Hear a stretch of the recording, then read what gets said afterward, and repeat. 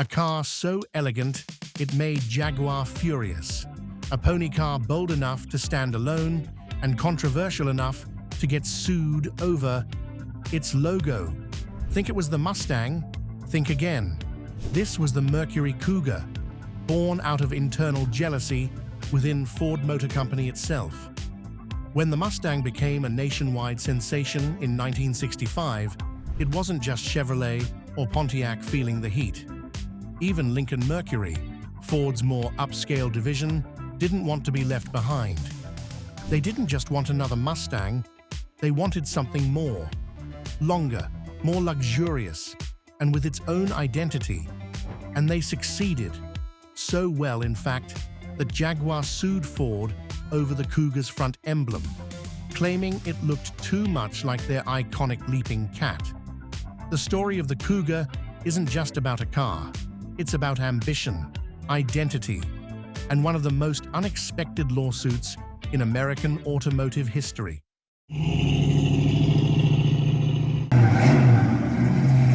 When the Mustang debuted in April 1964, it wasn't just a new car. It was a cultural icon. In just 1 year, Ford sold over 400,000 units, and within a few years, that number surpassed 1 million. The Mustang didn't just launch the pony car segment, it completely reshaped American expectations of an affordable, sporty car. That massive success sent shockwaves through the auto industry. Chevrolet struck back with the Camaro. Pontiac launched the Firebird. AMC joined in with the Javelin. Even Plymouth, already in the game with the Barracuda, found itself upstaged. But Mustang was the one that defined the segment. Interestingly, the ripples didn't just reach Ford's competitors. Ford's own divisions wanted a slice of the action. Lincoln Mercury, known for its more upscale and mature image, started planning a Mustang-like car, but with more luxury and refinement. At first, the ideas were odd. Shrink a Thunderbird, or just slap a Mercury badge onto a Mustang. But eventually, they chose a more daring path. A hybrid pony car that blended Mustang's youth with Thunderbird's class, Mercury's style. And the result of that bold direction was the Mercury Cougar, a car that shared its underpinnings with the Mustang, yet carried a personality and stature all its own. One of the most common misconceptions about the early Cougar, especially the 1967 model, is that it was just a rebadged Mustang. Same chassis, same engines, same drivetrain. That part is true. But the Cougar was more different than people realized. Let's start with size. The 1967 Mustang had a 108-inch wheelbase, while the Cougar stretched to 111.2 inches, over 3 inches longer. In total length, the Cougar measured 190.2 inches, 7 inches more than the Mustang, and nearly 200 pounds heavier. These dimensions perfectly positioned the Cougar between the sporty Mustang and the luxurious Thunderbird. And the difference wasn't just in numbers. The Cougar featured revised subframe geometry, upgraded suspension tuning, better sound insulation, and adjusted proportions, resulting in a smoother, more composed ride than the Mustang. This wasn't a car for hot-headed teenagers. It was for those who wanted a dash of maturity with their muscle. From first glance, the front end made a statement. A razor-thin grille stretched across the width of the car, hiding pop-up headlights, an upscale feature in those days. When activated, the headlights slowly revealed themselves behind the slats, creating a striking visual effect. In the rear, the Cougar echoed that same design language with its 3-segment sequential taillights, each side blinking in sequence when signaling, similar to the Thunderbird. This wasn't just a styling trick, it was a thoughtful visual experience, rare in the pony car class. The Cougar's bodywork was equally distinct. While the Mustang featured creased lines and faux side scoops, The Cougar embraced fluidity, a smooth surface with one clean character line flowing from front to rear. This not only gave the Cougar a more mature look, but also evoked European grand tourers like the Jaguar, or even the aero-inspired Oldsmobile Toronado. And just like its exterior that echoed European influences, the Cougar's interior reinforced that elevated sense of refinement, a space clearly crafted not for teenage thrill-seekers, but for those who truly appreciated the art of driving. Even the standard Cougar felt more upscale than the same-year Mustang. Bucket seats, a custom instrument panel layout, and thoughtful material choices all contributed. But the real standout was the XR7 trim, introduced mid-1967 and quickly becoming iconic. The XR7 wasn't just a collection of fancy add-ons, it brought a genuinely premium experience, an overhead console with courtesy and reminder lights, a wood-trimmed three-spoke steering wheel, faux wood dash applique, tachometer, temperature, and voltage gauges, features more common in European cars. Every detail was engineered to say, big car sophistication. Even the gauge cluster looked more like something from a Jaguar E-Type or a classic Maserati Tourer than a drag-ready Mustang GT. Sitting in a Cougar XR7 didn't feel like a budget sports car. It felt like stepping into a European-style cabin, quiet, elegant, and mature. While the Mustang prioritized the driver, the Cougar focused on the whole experience, from leather-wrapped pulls to a firm shifting shifter and a hushed ride thanks to sound insulation. And beneath that elegant, luxurious exterior lay a range of engine options tailored to satisfy both relaxed drivers and performance enthusiasts alike. The standard engine was the 289 cubic inch Windsor 5.8, paired with a two-barrel carburetor, producing 200 horsepower. A modest figure, but one that delivered smooth, quiet, and easily manageable driving. This was the most popular configuration, striking a perfect balance between power and refinement, true to Mercury's character. For a bit more excitement, buyers could opt for the 289 four-barrel version with 225 horsepower, offering quicker throttle response and stronger mid-range pull. But if you really wanted the Cougar to show its wild side, you went for the GT package, featuring the Marauder 390 CID V8, pushing out 320 horsepower.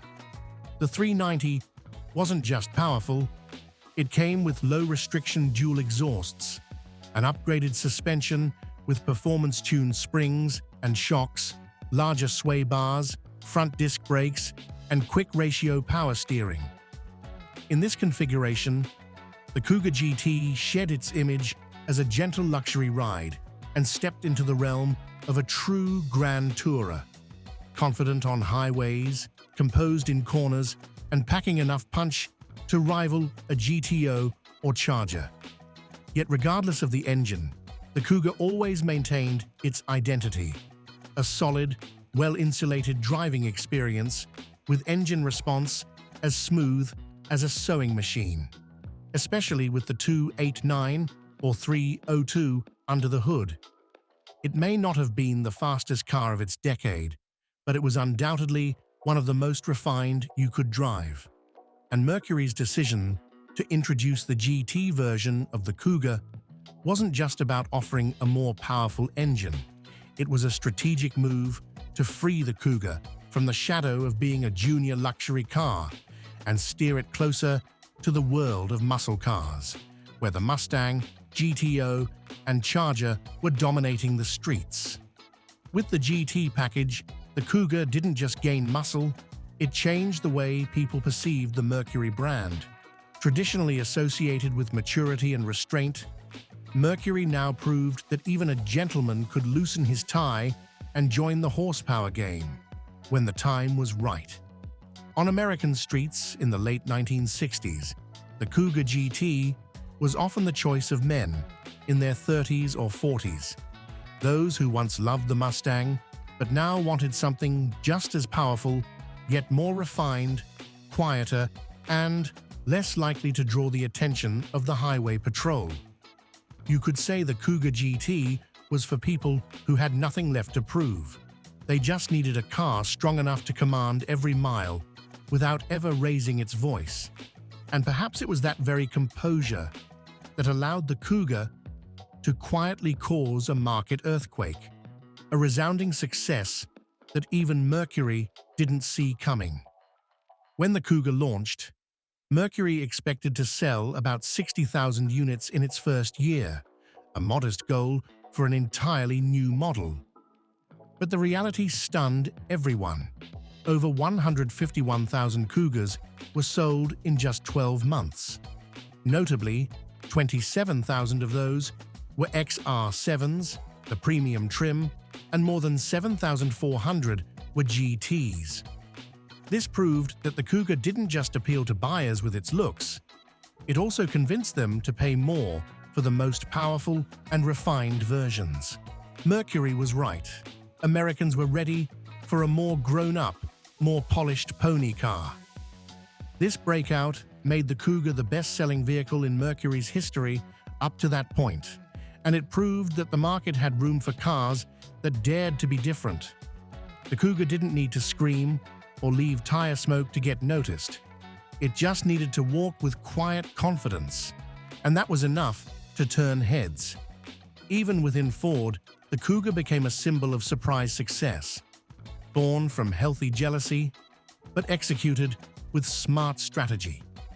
In the history of the pony car, the Cougar remains one of the rare examples that perfectly balance performance, character, and class.